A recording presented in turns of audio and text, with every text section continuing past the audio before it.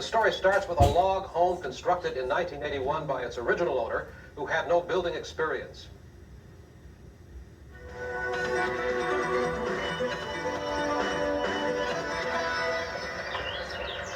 It was Randall and Marjorie Moore's dream home, a log house on a nice piece of rural land outside Alto. It was beautiful.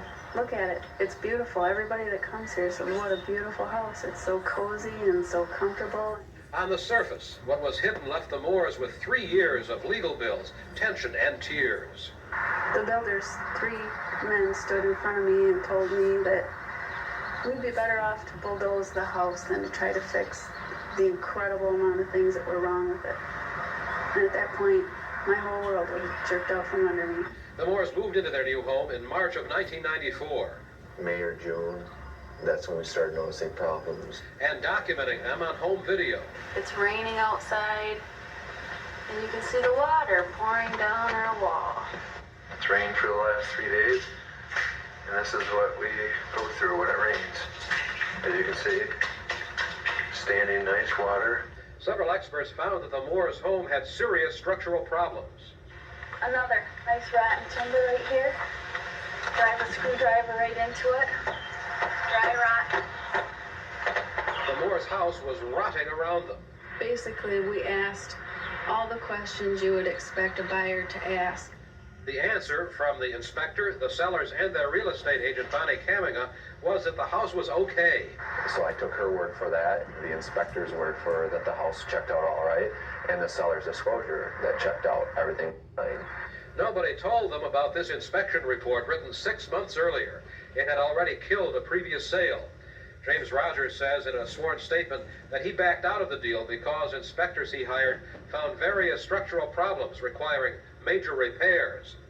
The sellers knew about the inspection report.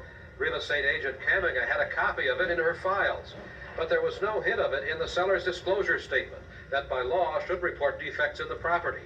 Under oath, real estate agent Kaminga said, "It's not my job to go through these reports and decide what the inspector said.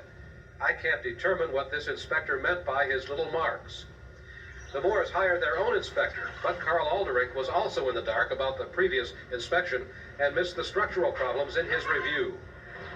Without trying to sound like an excuse, it was a 0-degree day, hovering right around zero. There was a lot of snow. I know I circled the house more than once, but I'm thinking because of the weather, I probably either wasn't as cautious and probing, or because the snow was so deep, I wasn't even close enough to probe. Aldrich says he no longer does exterior inspections in bad weather and refers specialty houses like the Moores' log home to inspectors who know more about them. The Moores say they have learned some lessons too. First of all, you trust no one. You trust yourself, and that's it. And you need to do an incredible amount of research. You need to protect yourself. The Moores sued and won a $100,000 settlement from Kaminga's employer, Greenridge Realty, just enough to pay off their mortgage and start over. Nothing for their trouble, not even an apology, says Margie Moore, but she calls it a victory for consumers. It may have been the first legal test of the real estate disclosure law, and their lawyer says it will remind the industry of its responsibility to disclose everything that's wrong with the property. As she said, they asked every question they could think of.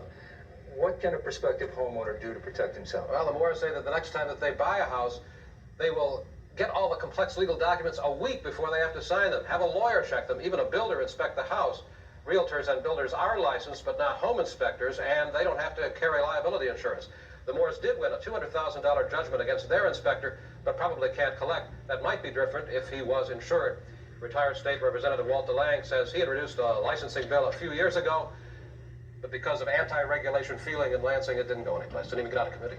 That's just so frustrating. No It's just a reason. nightmare. Yeah, No it is for reason. these folks. It really is. All right, thank you, Henry.